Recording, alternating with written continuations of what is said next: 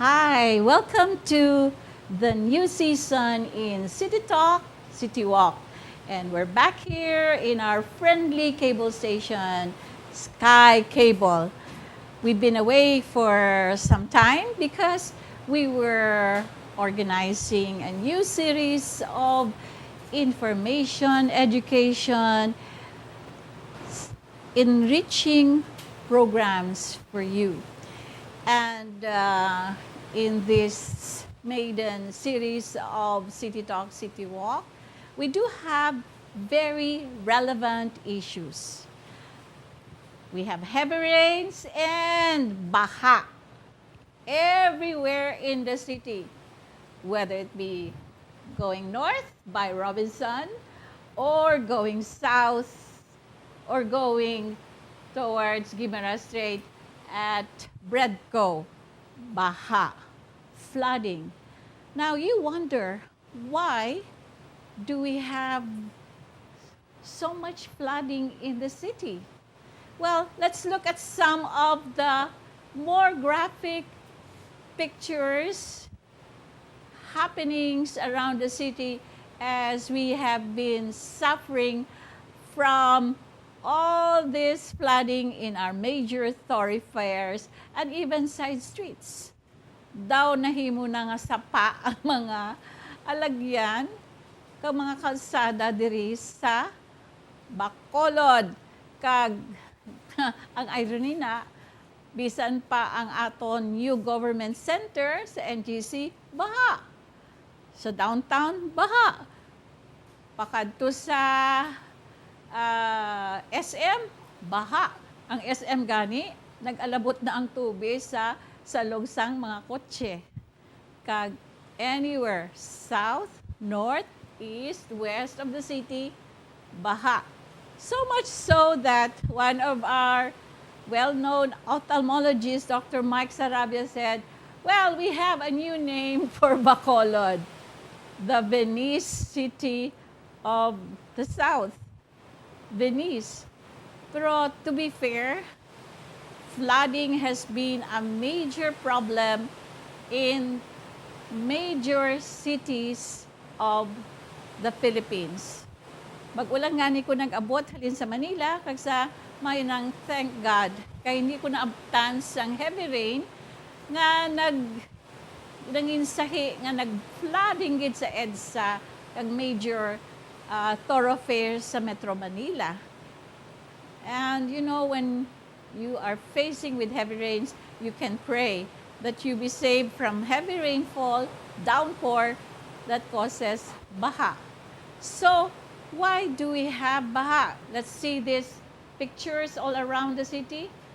And take it away, Roming.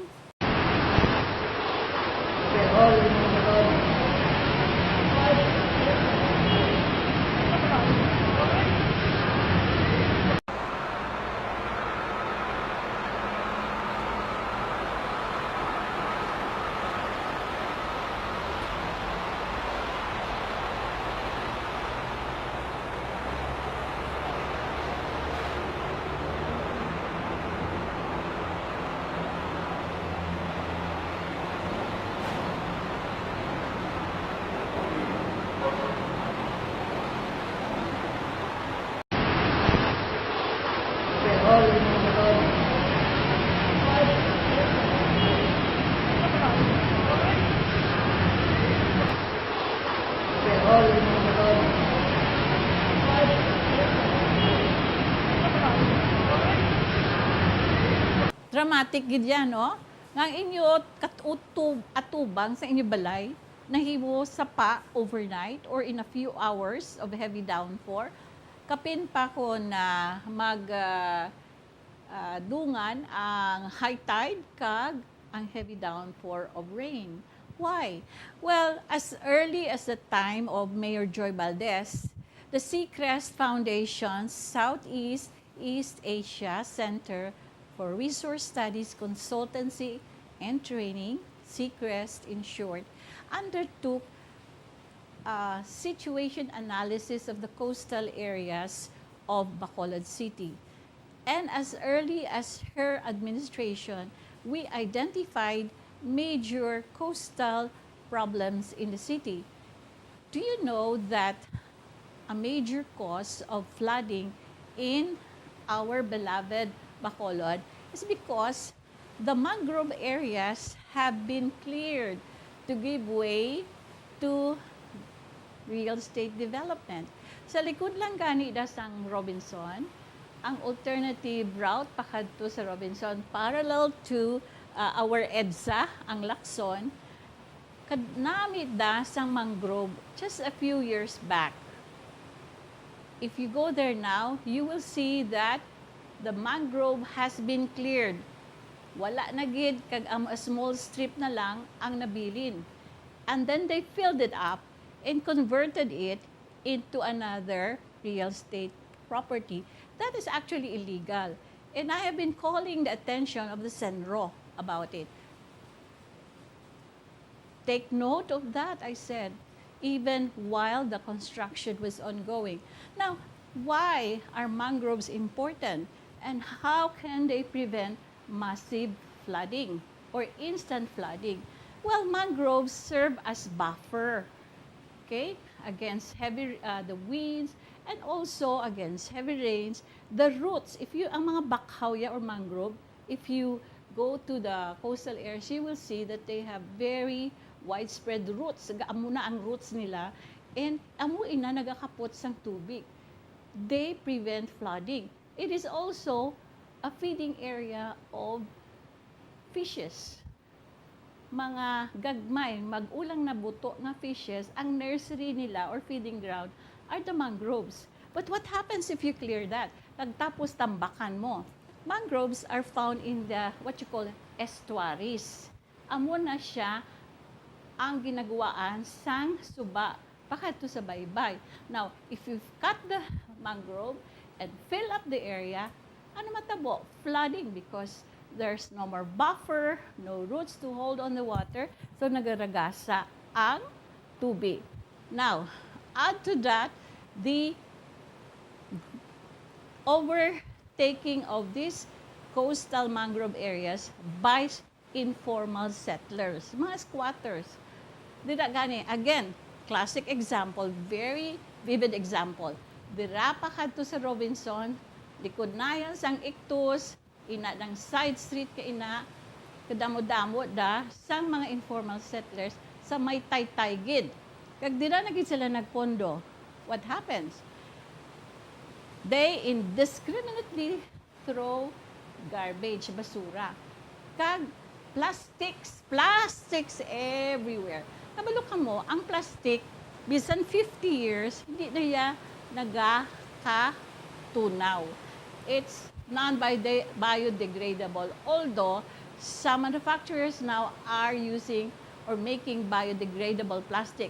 But laban ang mga sachet shampoo, ang mga one-time plastic use, yung mga sachet coffee, damo na mga sachet. Do you know that the Philippines is number 3 in the world in terms of polluting our oceans and seas? Number 3 kita nga nagapangguba sa mga baybayon nga because of our large production of plastics, garbage. Kagkabalo ka mo nga ang plastic subong have resulted to what is scientifically called microplastic. Balo bakla ka mo, ang ginabakal ninyo nga bottled mineral water, kung ibutang mo na sa ultraviolet rays, makita mo da ang damo nga mga microplastics. Halit ina sa aton lawas. Abi naton, by buying mineral bottled water, we're safer. But actually, because of the indiscriminate dumping of plastics and garbage into our seas, rivers, kag dahimo na ng aton mga suba, garbage dump na. Now, there are supposed to be 4 or 5 rivers in Bacolod. From Upland Bacolod going down. Mandalagan River, Lupit, ano pag-ani na, Sumag, okay? 5, nadula na ang ilama trace lang subong ang Mandalagan, dason ang lupit, ha? Ang sa sumag, ang duha hindi na makita. Kag as you know, the rivers are fed by streams. Kag may mga ginatawag kita estuaries or steros. But do you know, part of our findings before in our coastal environmental situation analysis, laban sa mga steros naton, natambakan sang duta. Kaya nga nag-build over dira sa mga steros. Sorry, but I have to mention this, part of our findings. Ang Lopez San Sebastian, part of that is over astero. Inang lumber yard kag da sa pakadto sa airport, pakadto sa garbage dump, well known da nga by the sea Costa del Mar. Okay? Inang subdivision resort da. Okay, pakadto dira ang sa may taytay dira sa suba na built over man tambahan nga estero. Kag I suggested before for the City Planning Development Office kag ang Senro to inventory all the steros, the missing steros of the city. Nga importante mga steros because kung tambakan mo wala na sang natural outlet or outlet of the water from all the sewages, downfall of water going to the sea. Everything falls into the sea, flows into the sea. So amo na, indiscriminate nga may baha kita because population has doubled in Bacolod. In the 1980s, mid-80s, we had only about 100,000. Now, there is a swell in daytime population of Bacolod. Bagod sa mga nagahalin sa sur kag sa norte. And because of better job opportunities in the city, many informal settlers have gone down from the mountain and settled into the mostly coastal areas of Bacolod.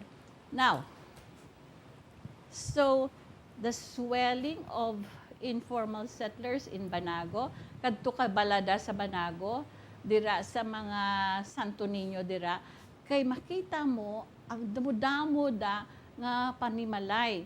And these are houses on stilts, built over water. Di na da ang toilet nila, automatic. Mamuson sila dira tanan sa bye-bye. Okay? Basura, dira lang. Conveniently, they throw it out of their window. So, plastic. You go to Banago, kanang mga purok-purok da, unimaginable islets of plastics. Tanan gabara sa pag-ilig sang tubig. What is the net result? Baha for even just 2 hours of heavy downpour. Now, another factor. Many of us Bacoleños are suffering for the sins of a few who have blocked the easements. Ang easement is public property. It is designed to allow for free flow of waters coming from the uplands, through the midlands, through the city, and to the sea. Pero kung ang mga nagakapyot sa ginatawag na FLAs, for sure lease agreement, man ang ginhimo nila, lease lang na good for 30 years, 20 years, kag kabarato gid na sang ila lease, 10 pesos per square meter. Pero ang laban nga ginhimo sang ini nga mga influentials, kag may mga lawyers, may mga connection, pataytelan nila ang FLAs. And the worst thing, kudala nila ang mga access sa dapyahan or sa beach. They consider the FLA as virtual license to own the beach, even the beachfront in Bacolod. That's why it could be the best solution for us to decongest traffic to have coastal highways from Silay, Talisay, and the like. di na kabudlay niya, kay wala political will nga pahalinundag informal settlers kag ipakuha ang mga kudal, the fences that these FLA holders have made. So, do you want the baha to be solved? Number one, immediately, the mayor should have the political will through John Orola, I hope, city administrator, to make an inventory of all the estuaries. Pangitaan ang mga steros na dula that have been filled up with soil and land and converted into real estate. Kaya kung hindi ma-restore in ang mga estuaries, we will continue to have flooding with the occurrence of high tide and heavy downpour. And because of global warming, we'll have more of these typhoons that cause flooding. After finding where those lost estuaries are, clear them and clean them. That is what is being done now in Metro Manila. Okay? What we need is something like the action of Duterte in Boracay. Regardless of who will be affected, clean the steros, clean our surviving rivers, bring it back to life. Clean the rivers, Lupit River, Mandalagan River, Sumag River, duha pa ka river, no? Clear them of informal settlers. Okay. Manage our garbage better. May segregation nga kita, pero sa kitchen, may segregation. Pag abot sang mga garbage collector, ahay, gina-impod man gihapon. We are not really practicing eco-waste management. Number 3, list all the FLA holders by this time. Since the time we did the survey in 1990s, 2000, expired ng FLAs nila. That should not be renewed by the Senro, and that should be revoked, and all illegal fences, all openings to the sea be closed. Number 4, penalize those indiscriminately dumping garbage into our steros and creeks. Okay? Now, this is just the beginning. We will take up this matter again, but since we're still experiencing flooding in the city, I took it up. Time to write our mayor. Social media, use it in order to press the city to do something about baha. Now, let me now take this time to give tribute to a man, an artist, who literally gave his life to paint the wall of a major landmark in Bacolod. That is our Burdeos Public Cemetery. Kung mag-agi ka mo da subong sa may Burgos na yon nga cemetery, inang paderda, makita nyo ang pagkanami-nami nga historical mural. And this artist literally sacrificed his life day in early morning to noon, hasta naman sa hapon. Ga mural painting sila da. And you know what? Ang natabusin na, wala niya na-overlook bala niya nga kay kamo kamuscular sa iya, abi niya, Superman siya.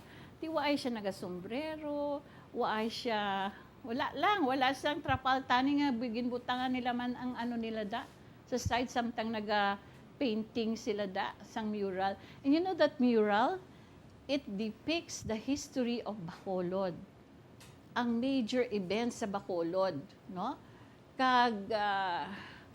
We interviewed him just a few days ago with the intent nga subong ini nga segment sa studio interview ari siya di o galing the other day. I was shocked when I opened my Facebook account sa Messenger. Ang ginahambalan na nga si Karlo, amo ni si Karlo i-cremate. Ha? Gali kay napatay na siya. Sudden death. Cardiac arrest because of, I know, heat stroke, cumulative effect. You know, this program has always been into discussion of health and wellness. and we'll take up again in this new season health and wellness issues. But here is our last, I didn't know it will be the last, interview with Rafael Karlo Burdeos. Take it away, Ruming.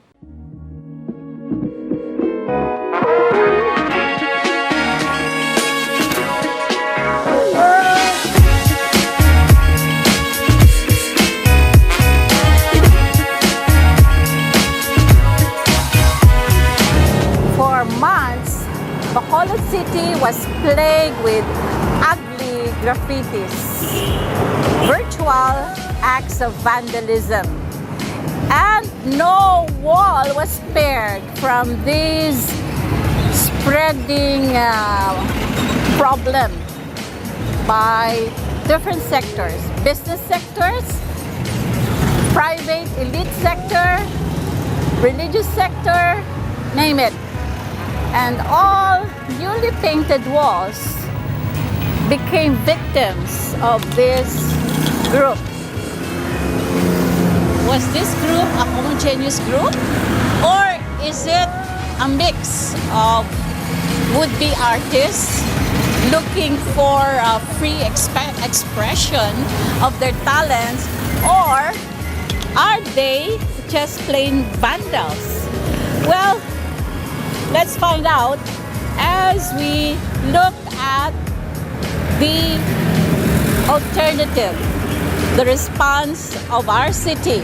It was a challenge to our new city administrator then, Attorney John Orola. And in fact, it was a test of his will and creativity.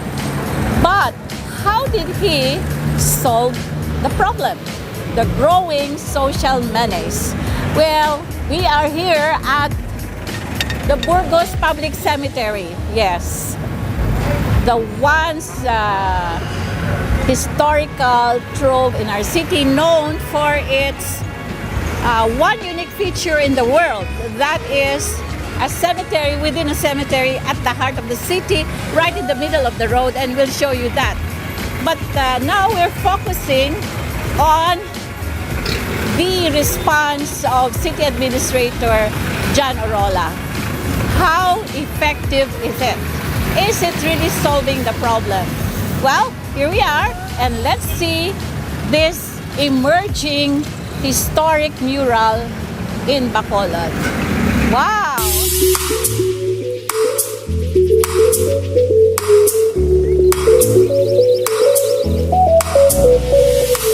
Well, we are now at the heart of this historic mural painting, and we're going to meet one artist who I believe is upcoming Botong Francisco of Negros Island.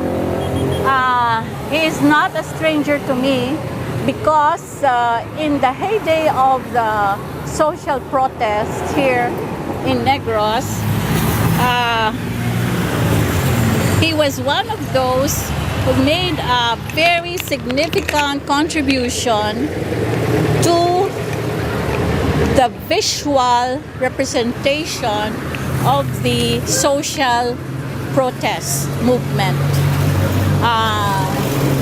He, along with other socially minded artists, Negrosanon artists, provided the very dramatic backdrops in the stages by the City Plaza of Bacolod, as well as the Provincial Lagoon.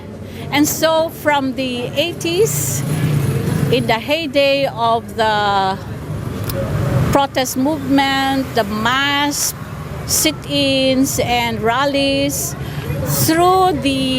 from Marcos era through the years of Cory Aquino, and then again during GMA, when we have the pork barrel protest, even up to Noy Noy, when this pork barrel issue arose again, he was at the forefront of visual social protest.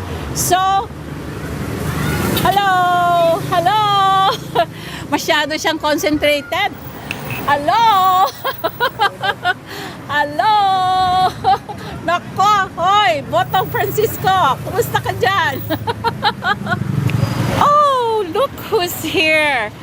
My goodness. No less than the city administrator. Speaking about the angel that we were talking about earlier, we have here right beside us the ever active, in motion city official, our city little mayor.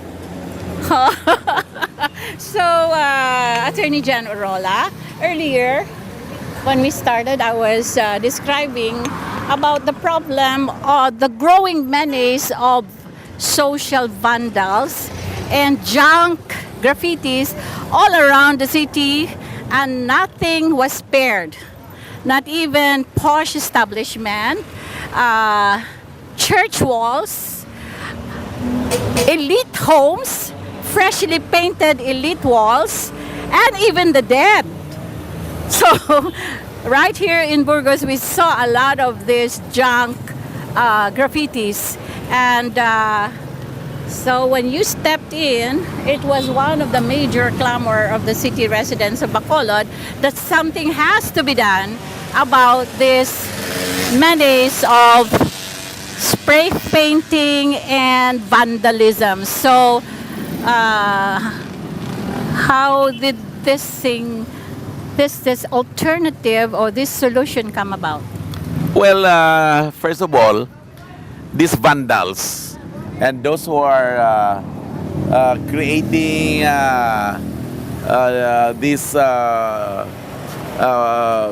dirtying the walls of Bacolod, this is a no to the administration of our mayor, being Leonardia. So we have been thinking of how to solve these problems, and writings on these graffitis and these vandals have to be stopped immediately.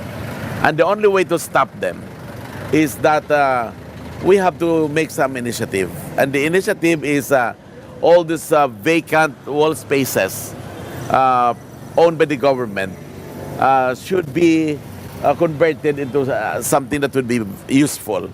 Like if you can take a look at all these ongoing paintings being done by a group of Bacolod artists who have volunteered to create a wall that the people of Bacolod would learn not only about artistry but the history of Bacolod. So I'm happy that the group has responded to our request that all these walls that are being painted now would depict the culture and the history of Bacolod and the present governance. So this is just an example of what we are supposed to do. In other words, this is just one of a number of solutions. Yes. If you can go to the area somewhere in Lupit area, Lizares, there are walls privately owned, and there are already ongoing paintings done by the group of mural artists headed by Joan Horrendous. So you are co-opting different artist groups. Yes. This group here is a government initiative.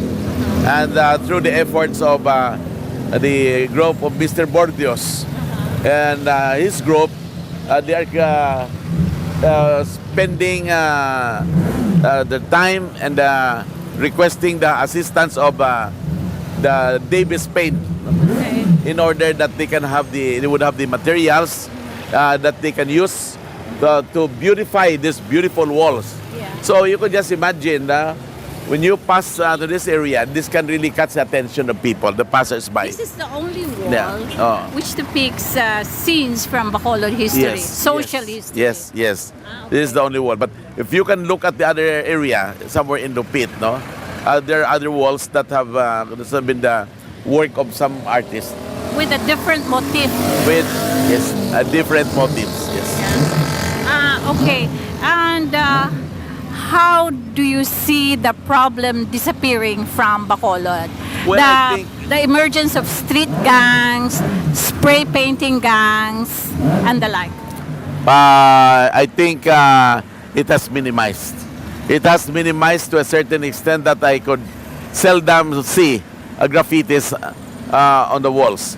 And but there are still some. But you know, sometimes there's youth, these vandals, have that kind of has been stricken of by their conscience.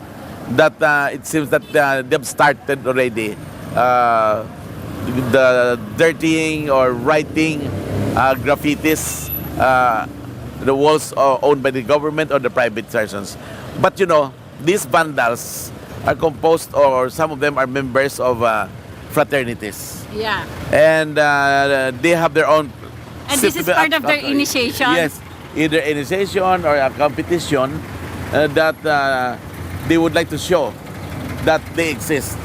And whoever Mga comes up. acro gangs. Oh, I don't know much about the name of this young people, no.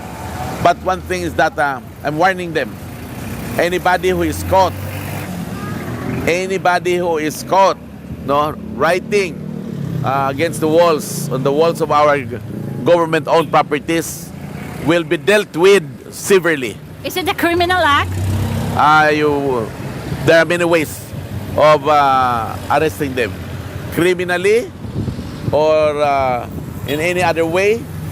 We have the way of doing it, and I think our Philippine National Police have been reminded by the mayor himself in our last meeting against this kind of culprits or unscrupulous individual. Again, sa mga kabataan nga nagahigo sa aton pader, palihog magkooperar sa syudad sa Bacolod, hindi pagikuan ang aton nga mga walls nga ini kay para ini sa isa ka programa hindi lamang nga makahatag sa maayong imahen sa Bacolod, kundi makita nila nga ang aton kabataan responsible youth.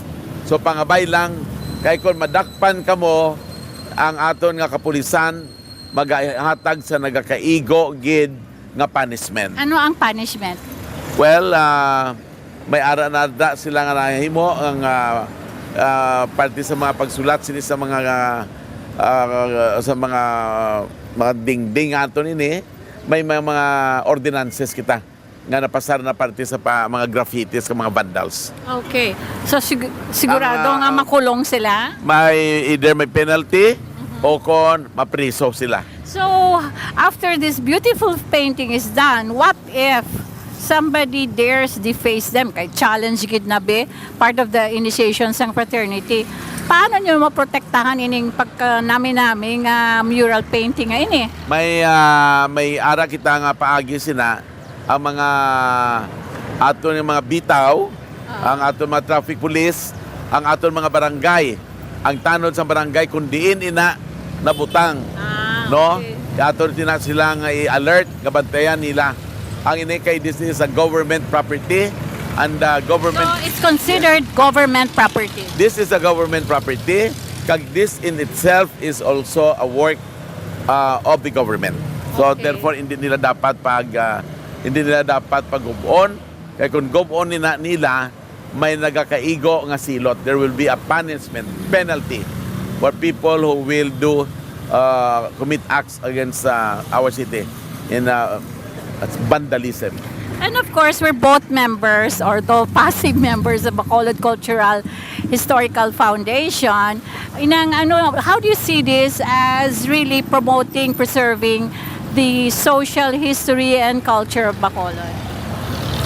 These walls would always be a reminder, especially to the commuters, to the passers-by, about the history of Bacolod, that some may not have this idea, no, and or awareness, no, consciousness. So with these walls, the reminder and the people who would see this, some would really appreciate this because, as a matter of fact, even until now, when it is not yet even finished, I get a very good feedback from And of our course, it's community. going to be part of the city tourism destination. Yes. Well, this is a part of our beautification program, and this can be considered as an artistic work of the people of Bacolod, and in the tourism parlance. Not because you painted something, not because that you have done something, is already a tourist attraction, but because of this kind of effort. Labor of love. Not only a labor of love, but you can see the size of the mural. Yeah. This can really draw attention Yes. from some artists, no? Yes, yes. So I'm happy, and I'd like to thank Davis Paint and also the Burdeos group. Mr. Burdeos, I hope he's around. Oh, yeah? Yes, He's there's there? Mr. Burdeos. Hello, come on, Ah. Karlo. Come on. And I join us hope here. that, yes, I'd like to Very thank you. serious. Congratulations Very serious artist. to your group. Salamat kinyo madamo. This is the guy who is responsible for this. Okay, so Karlo Burdeos, what can you say about your momentous gargantuan task? Well, in fact, on my part as an artist, it's a big honor also to contribute, especially when the city has a good leader. We, the artists, very happy also working side by side with the local government, which objective is to develop our homeland, our city, mother city. So it's an honor. So this is, matawag mo ni nga labor of love and artistry. Yes, this Why is ka di ginabayran sang syudad? this is purely from my personal contribution. Wala ni bayad? Wala ni siya mambayad. Although it takes, it deals a great unconditional sacrifice because I believe on my timeline, this is can I contribute to the city, to the good leaders, and to the people of Bacolod. Kay man, John, si Karlo, upod ko ni sa mga protesta in the 80s. Si Karlo. Oo, si Karlo, he used to do the dramatic backdrops of the social protests in the Bacolod Plaza. And then there again sa Lagoon. So, padayon ang iya, pagpaathag sa iya gugma sa aton banwanon. Beautiful. Beautiful. Thank you so much, Karlo. And we'll have a part 2, a more concentrated interview with our city administrator because a number of our city residents and key actors are saying, huh? Most livable city in Bacolod? Why? Or why not? So we'll just have to grab Attorney John Orola for another interview. Yes, yes. And you better be ready to justify why was Bacolod chosen as the most livable city in the Philippines over other, what cities? Davao. You even defeated last Sara year- Duterte. Yes, no. Last year we were Bacolod is the top LGU last year, but we still have for this year we are only second to Davao. They made a lot of improvements, Okay. but however, Bacolod City has been declared by a certain group, the Lamudi group, as the fastest growing economy in the Philippines. Oh, I thought Bacolod was also... The Bacolod is the top LGU, second only for this year. Last But I year, thought it we are was- number 1. It also won the most livable city in the Philippines? Last year. last year. But this year, we're the top model city, but the most livable, still Bacolod, no? Because there was no contest or competition on that Okay, particular category. we must have a part 2 Yes. interview on that. Thank you, John Orola. Thank you very much. Thank God you. bless you. God bless you. Thank you.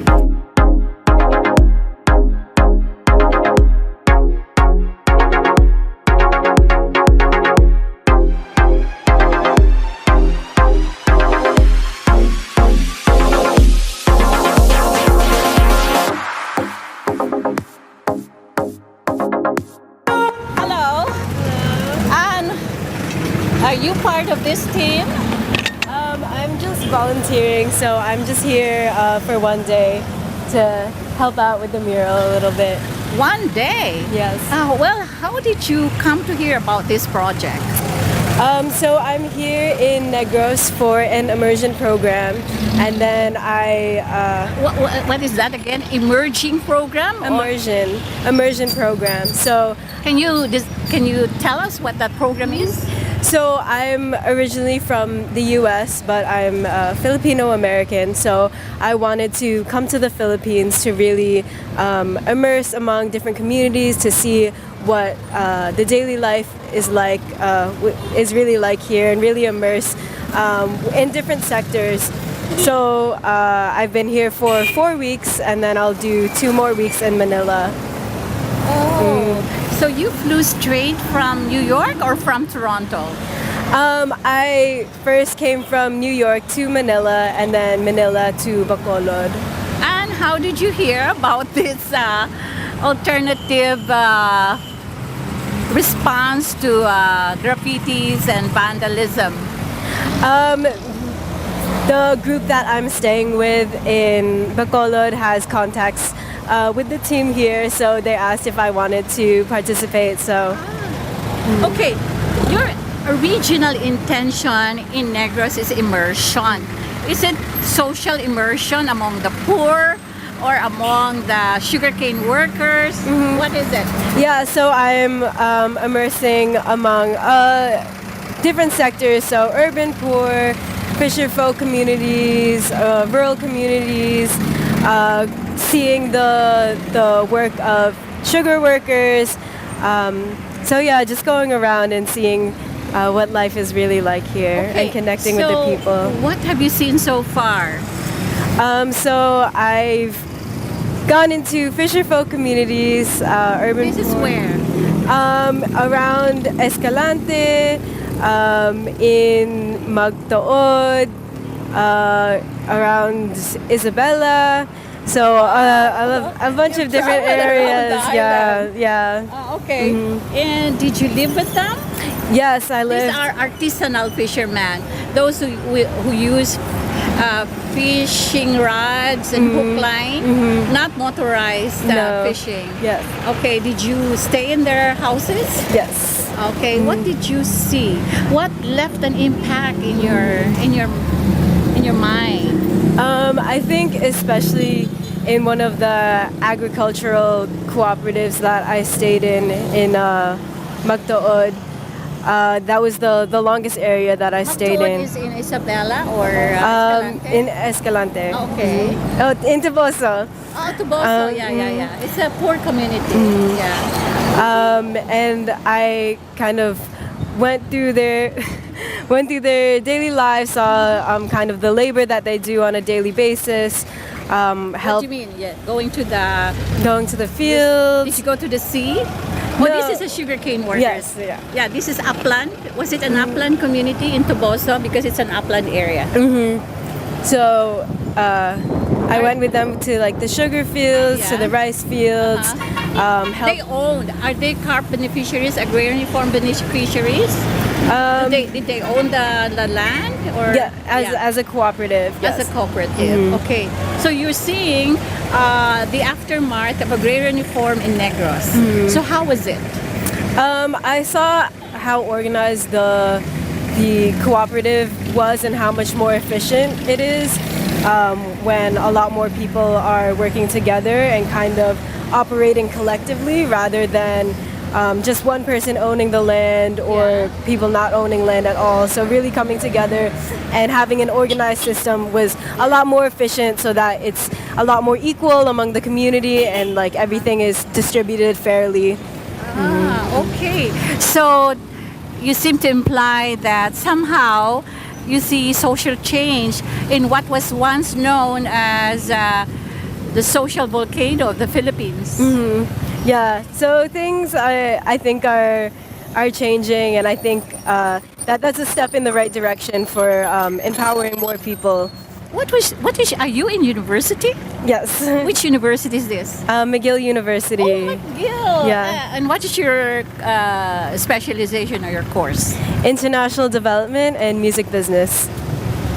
Wow, what a combination.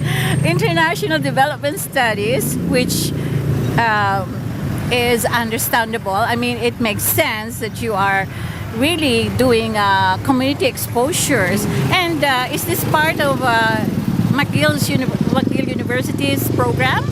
No, it's not part of the curriculum. It's kind of more of just like a. It was a personal. Your very own. It was a personal. My goodness, you have the makings of what? UN worker, development worker, or Oxfam. Okay, so but then the other major is in music. And what is that? What do you do for music? Maybe we can stand a little by the shade. Sorry, yeah, switch sides with you. Okay. I am actually a performer. You're a performer. Yeah. My goodness, you're an extraordinary young woman. What do you do? I'm actually a rapper. You're a rapper? Do you do any Filipino rap or Unfortunately, not any. Taglish rap? No, not yet, but hopefully, Okay, hopefully can I'll you give get us a there. sample of your rap? Come on. No, not on the spot. Okay, if you're not ready to give us a sample of your rap, explain to us what you're doing here, what you have done so far. This is a collaborative artwork. Okay. So the entire mural is kind of depicting the history of the region. So I've only been here a couple hours, so this is the portion that I've been working on. When did you arrive here? Maybe 10 a.m. 10 a.m. Yeah. So you just joined in Yeah. at 10. Yeah.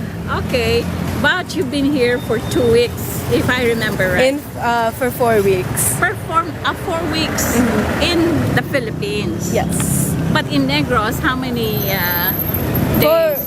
4 weeks in Negros. 4 weeks? Yeah, I was only in Manila a couple days before I came here. Wow, you really wanted to be in Negros. Yeah. How did you come to know about Negros? Your Kapampangan or your origin is Pampanga, right? Yes, my dad. Your dad, ang apelyido nga ng tatay mo is very Filipino. Ano gani? Dimakulangan po. So you are Beatriz de Baculangan. Opo. Do you know what de Baculangan means? Never lacking. You're not lacking. No? Oo, kaya pala. You're never lacking in talent. Art, music, politics, sociopolitics, sociology, development issues. Wow. Okay, so, but where did you grow up? I grew up in the U.S. in New Jersey. New Jersey. And your parents are? My parents are both Filipino, but Yes. they're from the Philippines and then they immigrated. And what is their profession? My dad is a doctor and my mom is a nurse. Okay, your dad is specializing in what? Anesthesiology. He's an anesthesiologist. Okay, and was it with their blessing that you went to you came here to Negros, which is infamous for NPA in the 80s? I kind of just told them that I was going. I didn't really ask them. I was just like, yeah, see ya. Like, I'll be gone for 6 weeks. I'll see you in August. And you're doing this for the summer. Yes. Are you a sophomore in McGill? Yes, I just finished my second year. So I'll be coming back for my third year in the fall. Yeah, in Montreal. And McGill has a very good sociology, anthropology program, and this is international development studies. Wow, how do you envision yourself 5 years from now, after university? That's a heavy question. I'm not sure yet. We'll see. But I would like to work in some type of development sector, either in like the United Nations or in an NGO or something like that. And work in Africa? Maybe, we'll see. Syria? We'll see where life takes me. And then keep pursuing art and music on the side. And you said you're doing rapping, and have you come up with any musical production? I don't have anything released yet, but I've been performing a lot in Montreal. Montreal, university setting, I suppose. And other gigs? What are your other gigs? Just around the city at different venues, different events. Okay, do you make money out of your gigs? Yes. Was your earning your source of finance for? Yes, actually. Yeah, I saved for a couple months. You must be quite good in your art, in your music, because you're able to raise several thousands of dollars to come over here. Okay, and so how has been your experience here? How do you describe it? Being part of this history mural painting. Actually, this is a story of Bacolod, Bacolod City, the capital of Negros. And you said you just joined in this 10 a.m. Yeah. But Have you painted yourself? I mean, have you done some painting, oil painting? What medium? yeah, I've done acrylic painting before, but never murals of this size. So this is the first. Yeah, so this is something new for me. Oh, congratulations. Thank you. And so far, how is it? Emotionally, psychologically, is it giving you a psychic high? A little bit, yeah. I'm very grateful and appreciative that the team was so welcoming to have me here and to allow me to be part of this project. Because I think that it is important to tell and depict the story and the history of the region. And I've been having a lot of fun with the painting so far. So I hope that even after I leave the region, that I was able to leave a little piece of me here. And maybe some of your rap music. Did you come up with any kind of a rap composition while you were with the sugarcane workers? I'm waiting until I finish my entire immersion to write something because I want to be able to experience and process everything first, and then Oh, you can make a thesis out of this. yeah. Come back to Negros for your. Do you plan to go on for your PhD? Maybe, hopefully. But again, we'll see where life takes me. Yeah. Well, it's a pleasure getting to know you. And what's your message for other Phil-Americans like you or Phil-Canadians? I thought you were Phil-Canadian. No, Phil-American. I have nieces and nephews who are also in university, and perhaps I'll show you this segment to them and inspire them to do likewise. Okay, so what's your message for Phil-Ams, Phil-Canadians, Phil-British? And I think you're one of the few mestizo, you're not a mestizo, but American-born Filipinos, Canadian-born Filipinos who has that longing, that deep longing to go back to the roots because you don't feel complete, right? So now, having done this is the first time you did it. Yes. So looking back, I think my message would definitely be, if given the opportunity, I think other Filipino Americans, Filipino Canadians, anyone in the diaspora, if you have the opportunity, really, take the time to come back to the Philippines, to really spend time with the people, to spend time in different areas, to really see what life is like here, to see the conditions, because it's very different. It was very different for me to hear about different statistics, about different problems that were going on while I was in Canada. But then you thought the worst of the Philippines, right? How was your trip? How is this exposure changing your perspective of the Philippines? I think it gave me a much deeper perspective and really gave more context and value to the things that I was learning about before, because like I said, it's really different to hear about these things, to read about it, but then to really be here and witness it firsthand and to really talk to the people really gives you a different perspective and it gives it new meaning. So you saw agrarian reform in action or the aftermath of the implementation. Can you say it's a failure in what you saw at Toboso, which is far north of Negros, and used to be really a very troubled area? I wouldn't say it was a failure. The way that, I mean, my time there was relatively short, but from what I witnessed, the Because you live with the people. Yes. Did you eat with your hands? yes. Uh-huh. Did you eat what they were eating? Yes. What was your daily fare? Usually rice and fish, eggs sometimes, but Rice usually 3 times a day. yes, sometimes 2 times a day or 3. Ah, okay. Yeah. Usually fish, paka din, paka of Frog. paka, Uh-huh. and then some different vegetables and fruits. Okay. Can you say that their lives, that they are joyful or thankful for their lives now? The thing that really did surprise me was how, despite how hard the people were working and how difficult the conditions can be, the people still found a way to always be very happy and to always be positive and optimistic. People were always smiling and laughing and were How very does it warm. compare with the ordinary New Yorker that you meet on the street? Very different, very different. Yeah, New Yorkers are a bit more cold, a bit more kind of to themselves, like more Always complaining about the weather, about everything. yeah, yeah. Did you hear these people complaining in Toboso or among the fisher folk? No. They really like, I feel like I never heard them complaining about the work. They always found a way to kind of just get through the day and try to find like the positive And sides of things. what were their evenings like? What was your evening like with them? Where there is no TV. Some had TV. Some evenings we did videoke. So So they have video. Okay. yeah, yes. And did you drop for them? Did you do rap for them? I sang with them with the videoke. Okay. Yeah. Wow, tremendous. You're a wonderful young film.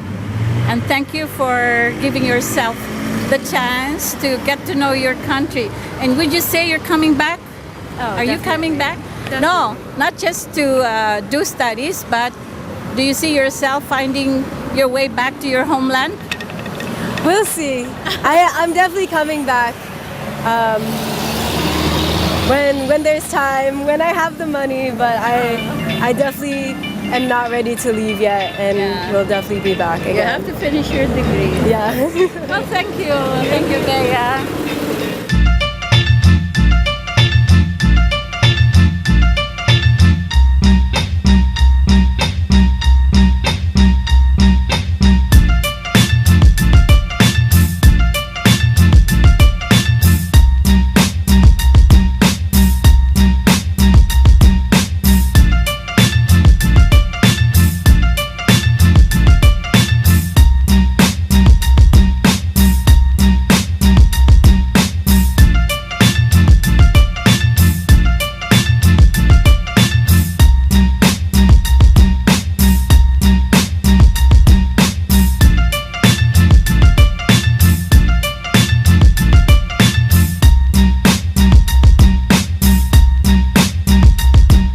How sad.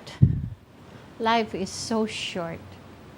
That was our last interview with Rafael Karlo Burdeos. I didn't know then that it would be the last. And perhaps this is the only video recording of him at work in that obra maestra. Obra maestra gid niya na, and I was telling him he is the next, or he is the Botong Francisco of Bacolod. Kay si Botong Francisco is known for his extraordinarily graphic graffitis. Kag amo na gid ang last interview. Maybe it is the only one captured on camera. Eh wala man nag-expect nga mapatay siya dayon. So this is our tribute to Rafael Karlo Burdeos. Karlo, kundi ka man subong, amo ni ang tribute sang City Talk, City Walk, kag sang Sky Cable. Mabuhay ka wherever you are.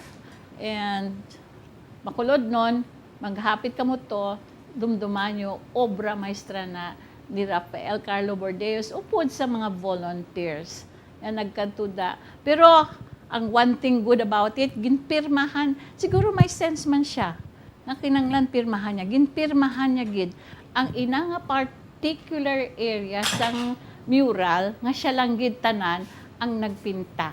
So, friends, I hope you enjoyed our time together. And this is our opening shot for the 2018 new season of City Talk, City Walk. This is Violeta Lopez Gonzaga, and my partner is still out walking there somewhere, here, there, everywhere for meetings, as she is chair, president of different organizations, Soroptimist, and what have you, Toastmasters, president of a rural bank, and her many entrepreneurial ventures. Elsie Lopez Gonzaga, my co-host. Hopefully, next few programs, she will be with us once more. So thank you for being with us, and I'll see you again next week for another full hour of intellectual enrichment here in City Talk, City Walk. God bless you.